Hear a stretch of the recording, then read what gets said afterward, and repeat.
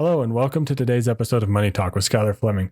We have Darrion on today, who is a 14-year-old pastor, and we're going to talk about his views on money, as well as a whole wide range of other things. We're going to talk about how it's important to work for your money, and then especially how his views of money have changed or how they've been impacted by growing up and his family. There's a lot of great things that you can take away from today's episode and apply into your personal financial life. The money talking points for today's episode, they are: what 3 goals can I set for this week? And 2, how did your parents impact your view on money? I think you're going to enjoy today's interview with Darrion, so make sure to stay till the end and then share with a friend and have a money talk with them about today's episode. With all that in mind, let's get right into today's episode. You know, we don't talk about money enough. It's a topic that gets ignored for some reason, even though it plays a role in everyone's day-to-day life. Well, this issue is what brought Money Talk with Skylar Fleming to reality. I know you're probably busy and don't have time to research and learn about all the things that go into personal finance, but that's where this podcast comes into play. I'm your host, Skylar Fleming, and I'm here to do the research and learn all the extra stuff about personal finance for you. The goal is to simply get us talking about money, so let's get talking.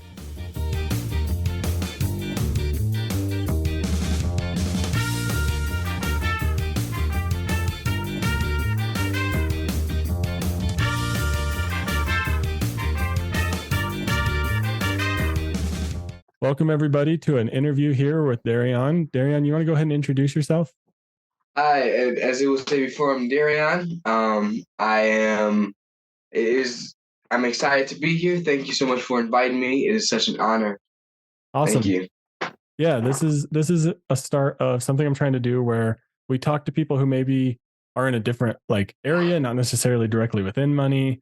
Maybe not the normal people that you hear on regular, all of the finance podcasts, but we want to hear different takes on money, different views on money, how money impacts everyday people, just to hear how money plays a role in all of our relationships and things like that, so that we can get to experience and understand how other people interact with money. So Darrion, I know one of the things when you and I were first messaging was that you said you have a unique take on money. So do you want to maybe explain that a little bit?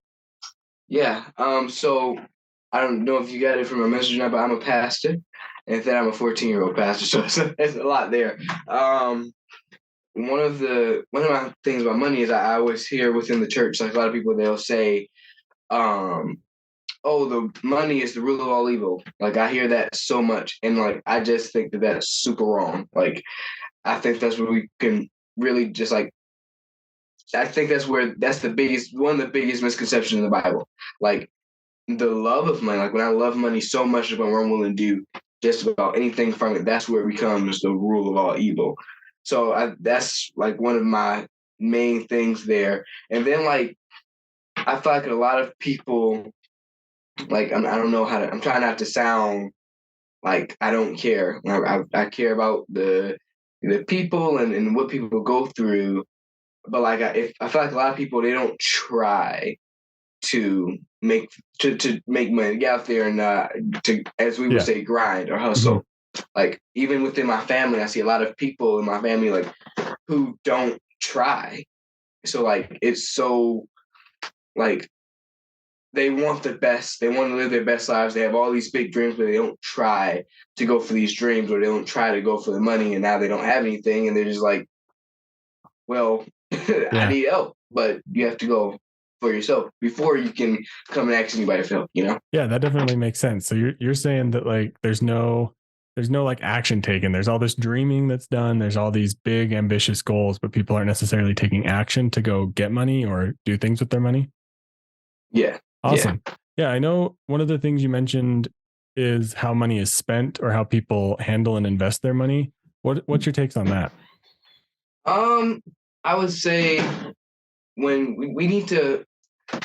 people get a lump sum of money, and I don't know about this, but especially in the Black community, people get money, they go spend it on all these different things. They'll go spend it on Jordans, or they'll go put it on the cars and all this different stuff. And my dad, he always taught me, when you get money, invest it.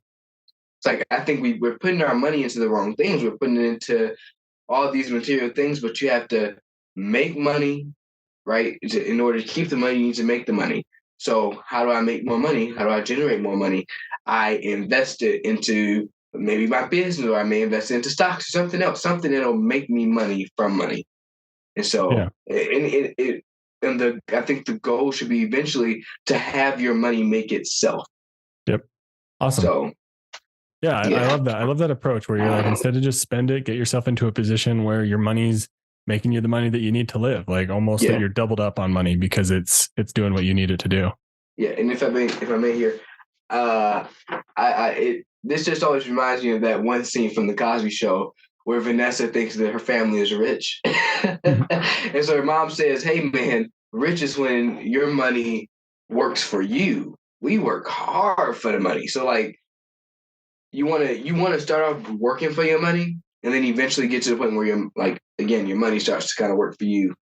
Mhm. It generates a lot faster and easier." Yeah, it keeps going around and it's generating more. And that's the power of compound interest. That's what people are always going to talk about in that space. Yeah, pretty much. Yeah. Awesome. Well, you mentioned you're a 14-year-old pastor, which I didn't know your age going into this, but that's really impressive.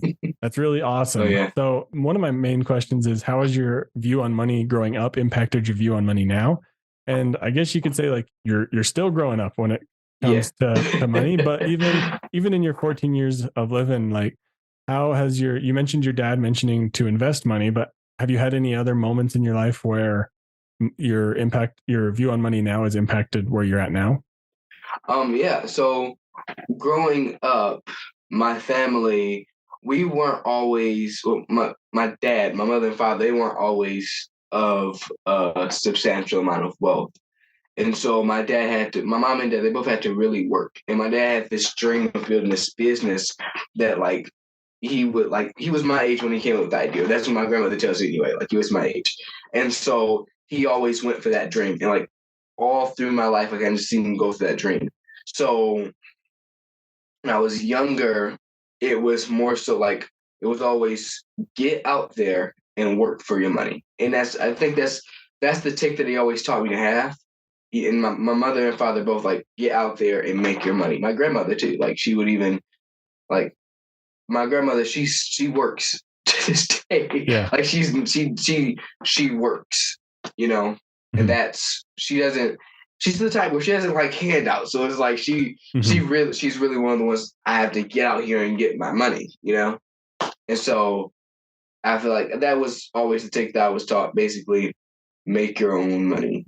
Yeah. Yeah. And I can see that, especially through your stories. Like your grandma's always worked, your dad's big on working, your parents are big on going out and working for your money. So I can see that's definitely played a part in your life because now you're saying, if I want money, I got to go work for it and everything. Like you're prepared from that perspective. You're doing what you need to do. And yeah, like you said, your grandma isn't one that likes handouts, and that I think gets passed down with Yeah, that view on money that your whole family shares.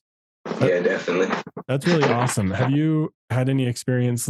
Has anyone other than your dad really taught you about money? Like, do you have some people in your life who teach you about money? Ooh, not really. It was really always just been my dad, my immediate family that always taught me. Cool. Yeah, Yeah, that's interesting. I always think it's interesting because sometimes it'll be people's friends who've taught them all about money. And then it's yeah, usually when it's your friends, sometimes it's maybe the things that aren't tried and true. But when it's your parents and right. your grandparents, they're teaching you the things that work and that last. So that's really Yeah, good. You got that going for you. yeah. So, do you have any fears? Maybe you're 14 years old. Do you have any fears going forward about money that maybe are impacting the way you're handling it now? Um, I would say like I don't know because I feel like we're always growing and learning, right? So Mhm. as far as it goes with money, I'm always kind of growing and learning more about money, and so basically, how can the way I use my money now and budget and all that different stuff, how can that affect my later? It's like, am I doing it right now? That's always Mhm. been my feel like, am I doing it right now? And that's been in financially, leadership wise, the church. Like, are we budgeting? Like, we'll sit down uh, in in December and we're budgeting for the next year. How like how can our budget now affect our later? Like, Mhm. what if we're doing it the wrong way? You know? Yeah. So yeah, that makes sense. So your fear a little bit around money is just making sure that in the long term you're doing what's right. which Yeah. I think a lot of people share. I know my wife and I both we share that. We're like, is this investing decision we're making right now right? And I think especially for you in your spot or your age, and really to anybody listening, there's always time to make those corrections. I think, in my view, like Yeah. if you put it in the wrong place and maybe for 3 years you're like, oh shoot, it should have been somewhere else. Like just make the change. It's okay. It's not gonna really impact you, especially as long as you're making the change and you're always learning and growing and everything like that. So I think that's a really common fear that a lot of people share is like there's a big time horizon, especially when it comes to investing, that you don't know what you don't know and you just Right. hope what you're doing is right. So Right. yeah, thanks for sharing that. I love that perspective. Mhm. So you're a 14-year-old pastor. How does money impact your career decisions? Because I think maybe from my perspective, a pastor isn't maybe someone who's like rolling in the dough and making all the money. Right. So how does Yeah. money impact that decision for you? So at this point in being a pastor here, I haven't even really started making money yet. Like I'm just starting to get to the point where I'm able to like come on different podcasts and speak Mhm, to at different churches and stuff. So I haven't really started making money personally myself, but we do have to have a certain budget for the church. mhm. So like I'll give you an example here. This is a little game I can play with people. What do you think would be the two biggest days of the year for any church? Christmas and Easter. One of those are right. And it's crazy because it's not the biggest days, but like we have more visitors Mhm. on Easter and Mother's Day. Oh, yeah. Yeah, yeah. So it's like, for example, yes, me and my business manager for the church are supposed to meet this week to talk about how we're going to conduct everything for Mother's Day. How is our budgeting going to go? The advertisements. How are we going to once we get people in? How do we get them to? Uh, how do we make them feel comfortable enough Mhm. to maybe start a membership with the one, join our church, and in some cases, how we get them to tithe, because our tithings go toward our budget. They go toward helping other ministries, schools, Mhm. just all this different stuff. So how do we kind of shift that? So that's kind of how it. Long Yeah. story short, that's how it goes into No. my career there. Yeah, I get what you're saying there because you're maybe right now you're looking at it from a business perspective, wouldn't you say? Not necessarily like personal income perspective. Yeah, Yeah. So yeah, with that, like what you're saying is you're identifying those key things, and which is Mother's Day and Easter for you, and you guys are yeah, saying, how do you make sure that you're building properly around that? But I think even into a personal finance world, that can go into effect with like the holidays are a big time that people spend money. yeah, The summer, like on vacations and things like that. So I really like what you said there. Like you're identifying the key things for you, and that goes into a career as well. Like what's important for you in terms of benefits and stuff like that. So I think what you're saying there is really applicable and like really smart to be doing now. yeah. Thank you, thank you. Yeah, Yeah, cool. I'm learning a lot. I like it. I like this. I'm having fun. So, yeah. and how do you budget, or do you budget, and if so, how do you manage your budget? How do I manage my budget? So as far as I will start with clothing. So like I'm more of a dressy type. I don't know if you can tell with the blazer, Yeah. but I kind of like to dress up. And so I always say it's a lot easier to dress up, because you kind of have the same things. Like if I have three suits, and this is like just a little fashion time for the men here. If I have three suits, let's say I have a navy suit, a black suit, and a gray suit. Yeah. So you compare, you compare those three suits. You can make them about maybe six different suits, right? So when it comes to that budget, there, I would say probably go for cheaper as far as clothing. Like I could buy those suits in from a in store perspective, the suits they're expensive. But when you get them now, you have all these outfits. And then when you go to a store, like I may go to Nordstrom, well, I'm going to go to the clearance rack. I know, like it seems like, oh, you're broke if you do this. And I get a lot of people that say that, but like it's not really broke. It's like I'm managing my money well, Mhm. because why should I put this much money you know, um, into clothing? And some people you may have a thing for clothing, and I understand that, but like at the same time, you want to kind of just you want to be able to save money too. Yeah. And the same goes with pretty much everything. Like, I'm a cheap person. Yeah. So you're saying your budget, you're saying like those things that you can get a lot out of. It sounds like you're putting the money into with the suits or with the like higher value items. And then the other things you're willing to search for cheaper items. And that's how you manage your money, right? Is that what you're getting at? Yeah. It went kind of outward their direction, but yeah, I got it. I think everyone will understand. I think that's really smart because you're taking those things that are going to last you, that you can use in multiple ways, whether it's like, maybe it's a nice laptop because you're starting a small business, or like you said, clothes because you like to make sure you're dressed nice. I think that's really important. And that leads us right into what's going to be our final question of how do you balance your financial responsibilities with your personal values and goals? Like, how do you balance making sure you're making money or your money's invested, but also you want to buy a nice suit? How do you balance those sort of things? First, like I said this earlier, work toward it. You have to set goals. Every week I get a sticky note and I set 3 goals. Set those 3 goals and you work toward them throughout the week. And so when you work toward them, I would say, me personally, like you do however you want, but like I'll put it like, I'll say, okay, this is my personal goal for the week. This is my career goal. This is where I want to be in my career. And then this is my spiritual goal for the week. So like these are my 3 goals. And so you'll take that, like, let's say the career perspective of it all. You'll take that and everything that you do, work toward that, but add that financial part to the end of it. How can what I'm doing now affect my financial stability?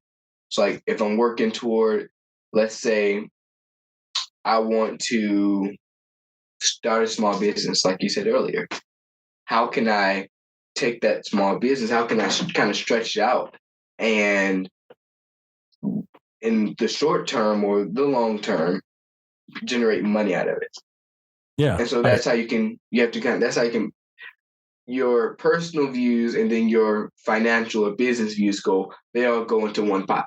Yeah. So you identify your 3 goals and then maybe tack on that little end of how it's going to impact your finances. That's really cool. Yeah. That makes sense. I think that's simple for if someone's looking for an action item to do coming out of this episode, I'd say start with that. Like write down your 3 goals for the week, tack on a financial reason for the one, like the career one, like you said, and then go for that and like try to achieve those goals. My thing and my perspective on goals like that is to always break it down to something small and that's easy to build momentum and things like that. So I really appreciate it. I like it. I really, really like what you said. I like your take on money. Make sure it's making money for you. Make sure that you're not just spending money as soon as you get it, like with the like quick spending from a windfall or something like that, like you mentioned in the beginning. So this has been really informative to me, and I'm sure our audience appreciated this conversation we had. And the whole thing, like I said, is to just keep us talking about money so that we're all getting better together by learning new perspectives and ideas. So Darrion, do you have anything else you want to share? Where can people contact you or find you? So I have a lot of ways. So on Instagram, my Instagram is I am Darrion G. So my name is spelled Darrion. So I am, and then Darrion, the letter G at the end of it. So I am Darrion G. That's my Instagram. And it's the same for my TikTok if you want to go to me on TikTok there. And then if you have like any questions or have any requests or anything, you can email me at Pastor Goley. Awesome. xpastorgoley@gmail.com. We'll make sure we'll make sure all those links are in the show notes, of course, so you can just find them there and click on it to check out his social media or email him. But Darrion, thank you for coming on. I appreciate this money talk. This was a really fun one. Yeah, thank you for having me. Yeah, it has been super fun.